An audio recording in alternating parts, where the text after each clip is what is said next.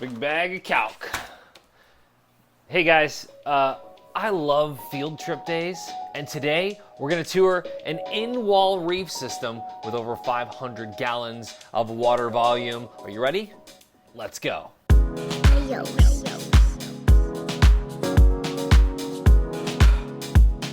What's up, coral people? If you're new here, my name is Remy, and this is the Bahama Llama Coral YouTube channel. As you may or may not have seen in the last video, the goal for 2023, or by 2023, is to achieve 25,000 subs. So if you could, please like, subscribe, and hit that bell notification so you know whenever I upload new videos. Guys, I am excited for today. We are going to tour a local reefer's in-wall reef tank aquarium system habitat.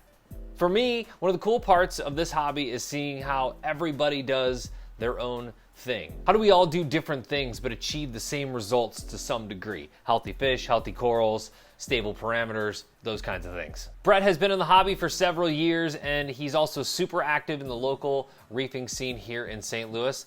Let's go over to his house and check out his tank. Wow, look at this thing. Brett, how you doing, man? Hey, how's it going, everybody? Tell us about this main display that you got. Yeah, so this is a Planet Aquariums 310 model, 96 and a half inches long, 30 and a half inches deep, and 25, I think, tall.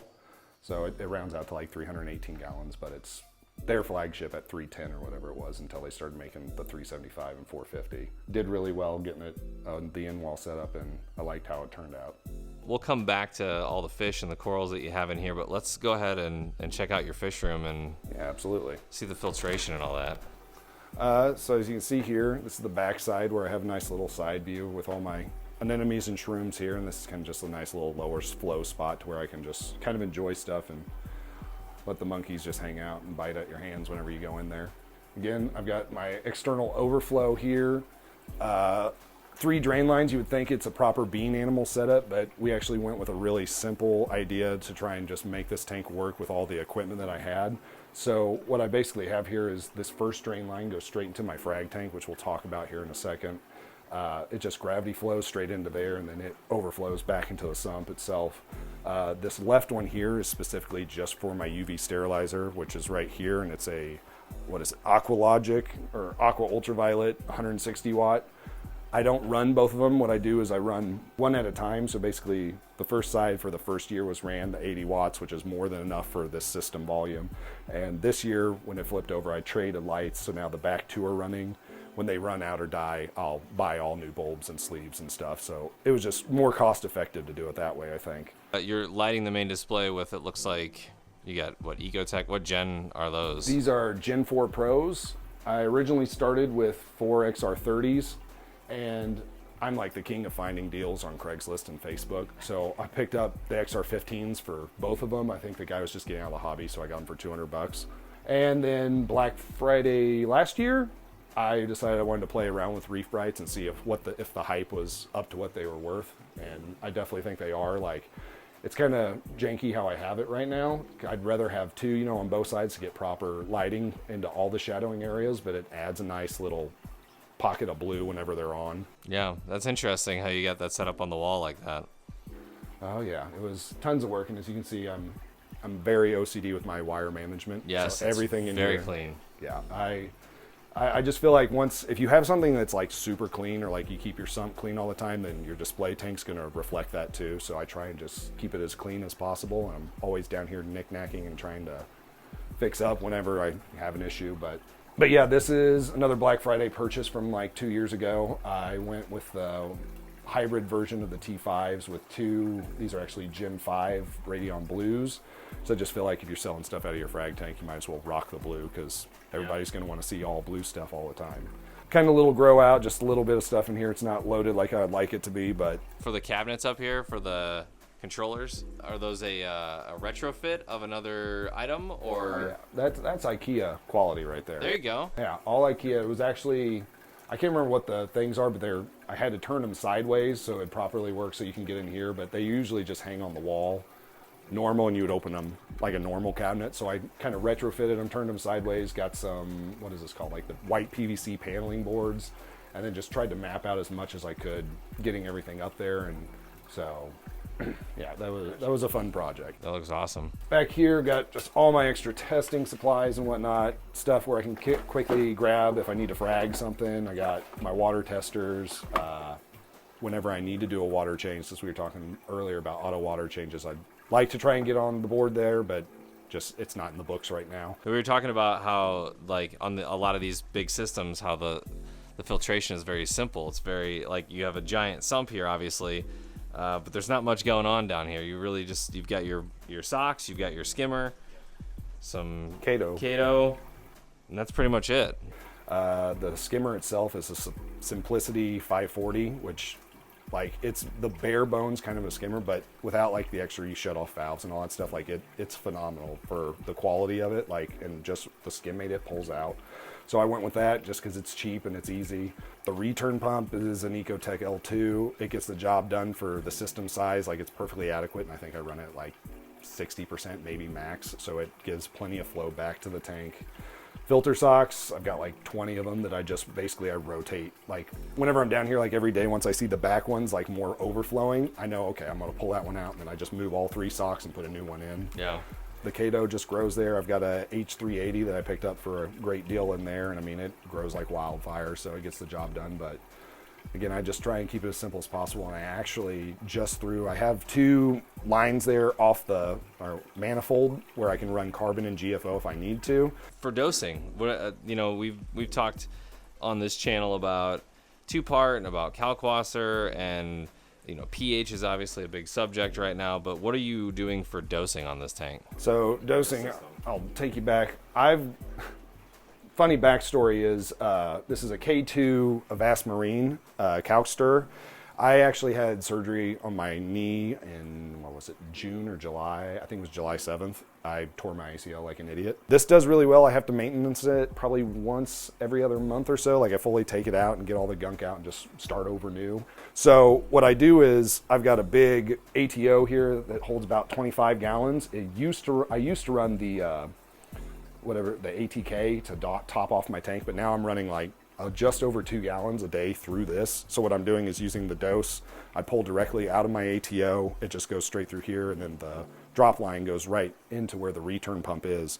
But all it's doing is just pushing the water constantly through here and back into the tank, and it's keeping up with my evaporation right now. And I think I set right about 8.1 usually DKH all day, 450 calcium and 1420 magnesium. Do you pay attention to pH at all? I want to say low during the day, or during night times, probably 8.35, and right before lights shut off, the max it goes to is usually like 8.46.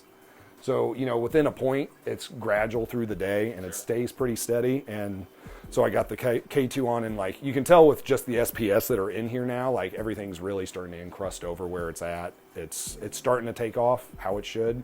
I wish I would have just done it sooner, but I mean, you can't rush this hobby. That's the one thing about it. But and then your mixing station here. Yeah, you got everything in one room. Oh yes, and like you said, right when you guys, you're like, you got auto water changes. Like, no, but I've got the line set up. If I ever want to put it in, like, I could do it. These are 2, what are they? Norwesco 105 gallon tanks. Every 6 months, I have to take this thing down and clean the inside because it does get gunky. I use Red Sea Coral Pro. I've got this hose line that I just drop into my sump. We hook it all up with the quick connects, and you just drain it straight into there. And then this is that hospital tank you were talking about? Yeah, hospital tank over here. Originally was a Nuvo 20, and then when I had like that brown jelly issue and all that stuff, I like got really paranoid. And so I was just like, I need something with bigger water volume, because I love my Nuvo, but my hands are too big to get back in there and clean it. Like, those things are great, but they're a hell to maintain. Yeah. Realistically, like, it's supposed to be a coral quarantine, but now it's just kind of like a hospital tank, because I've got my in-law gave me 2 of his frags that he's been worried about that, you know, they aren't looking the best. So I was like, okay, well, this is 6-year-old Pukani rock. Like, it's good stuff. Let's just throw it in the hospital tank and see if we can get it to bounce back. Well, let's go absolutely. See the front of this display, and you can take us through some of the fish and coral that are in there. In here right now, I think I have 6 tangs. I did have 2 yellows in here, but eventually once the purple decided to get big enough, it just bullied the hell out of the other one. And which we were talking earlier is ironic, is like when I got the purple, he was half the size of both yellows, and now the purple is just massive. So it's wild how quick these fish grow. But I have one yellow, a purple, a Desjardins, a blue hippo, which is hiding right here. What's the other one? The flame fin. And then my last one is Neil, my blonde naso. I started getting into wrasses. So now it's just like a tang heavy wrasse and tank heavy with tangs and wrasses. The wrasses, I've got a Malneiris, yellow chorus, Timmer, and yeah, the Radiant was one of the last ones I picked up, and then I've got a cleaner wrasse over there too. So as far as coral's concerned, I mean, obviously this is a newer tank and it's huge, so it's probably a little bit more hard to like cover everything with growth, but like, do you have some favorites in here? I'd probably say Euphyllia I like the most. I like torches. Of course, I actually just got these two down here. This one's a Jester, and the one up top's a Dragon Soul that I got just great deals from Easy H Corals out in California. Out of that, probably the favorite, I don't know, it's hard to say. My true favorite would probably be this Warpaint Scully. It's really unique, and I won it for like $20 in a raffle. Oh, nice. I'm a big connoisseur of the raffles. A lot of the stuff I've won, like I've won a couple bounce mushrooms in them too. I'm just like, ooh, when you can get something worth a lot of money for $20, it's a deal. Yeah. When you set up this aquascape, because I really like the way that the aquascape's all set up. What was your mentality with that? So everything is Marco rock for the most part. I'm pretty sure everything's Marco rock, and then some of it's shelf rock, but everything, like these are two whole piece, like this is a whole piece here. I added this rock in this little island in the back like a couple months ago just to give more space because the tangs were just going at it. And so I was like, let's just change it up a little bit to mellow everybody out. But everything's put together with the mortar and super glue and sand mix and whatnot, which when you get closer, you can kind of see like where the rocks are put together, and you can see the granules of sand and like how it's done. When you're doing an aquascape for something this big, you would think like, oh, you could just start putting stuff together. You've got a cool side view that is kind of hidden in this other room, right? Yeah, come on over. So this is my office. I'm still kind of a work from home basis due to COVID, but this is where I come down and work, and then we just threw this in as just like a little extra. That's awesome. Yeah, I really like it. It's just kind of like my little hangout where if I'm working down here, you can periodically hear like Dory or Neil, my big naso, they'll be biting at the glass, and you'll look over and just see what they want. Looks like a really deep 50-gallon tank or something in the wall. My own little, I mean, when you're doing like an in-wall build, you really have to try and plan it out. And if you just block this off, which I probably could have, but then you're losing a whole pane of glass that I paid for. So I was like, how can I use this, to benefit myself? And then I don't know how my wife, I was able to talk her into this, but it worked out. And I mean, it turned out really well. So. Yeah, like I said, look, everybody's over here wanting a snack. They're just hanging out. Well, I appreciate the tour, man. Yeah, no problem at all. It's been awesome. You got a great tank here, and thank you for taking us through everything. As always, first and foremost, I want to thank Brett for allowing us into his home to see his beautiful reef tanks. Some fun information about that tank: it's no longer set up. About a month after we shot that video, Brett ended up moving, took advantage of the market a little bit, and moved into a new home where they're already starting to plan out the next reef tank. I'm gonna start doing this. At the end of these tank tour videos, I'm gonna give you a couple highlights that stuck out for me. Number one, with this tank, here we have another reef keeper that just uses Kalkwasser to dose. That's it. That's all they're dosing is Kalkwasser. There's a couple reasons for this. A, it's cost effective, especially when you have a large system. And B, it's gonna raise your pH, which is desirable for coral growth. Also, big shout out to those IKEA cabinets. He put those inexpensive cabinets to great use by making them controller boards. And they're pretty slick too. I really like that you can see it, and all the electronics are kind of protected by that glass on the front. I love these kinds of hacks, and I wanna know, what are you using for a controller board? Are you using something off the shelf at maybe like a Home Depot or a Lowe's or IKEA? Let me know in the comments section below. M. Mulder says, year later, I'm still here waiting for llama facts. Well, M. Mulder, your wish is my command. Today we introduce the Llama Lowdown. Did you know llamas know their own limits? If you try and overload a llama with too much weight, the llama just won't move, or it'll just lay down, because llamas are independent. All right, we've come to the portion of the video where I say random things. First, I would like to thank Fritz Aquatics for supplying some, they've got some new stuff out. Have you seen this? Fritz now has their own biomedia. This is called Biodome. It's little they look like dots, you know, the candy dots. Pop these in your sump or whatever you got, media. Obviously, you're gonna wanna use TurboStart with that. Seed them, and there you go.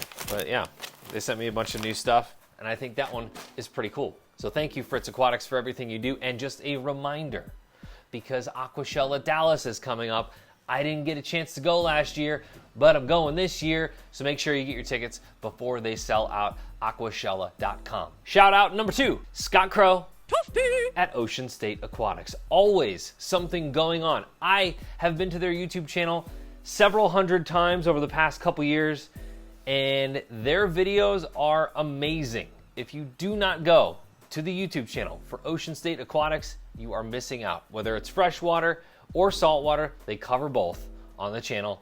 Go check it out. I accidentally bought something. I think I might have started another collection. Let me just... Guys, I bought my first pop, Funko Pop. So this is Dustin. I had never been into Stranger Things up until people were like, you should watch Stranger Things season 4. But I have binged up until season 4, and now we're kind of moving through season 4 of Stranger Things.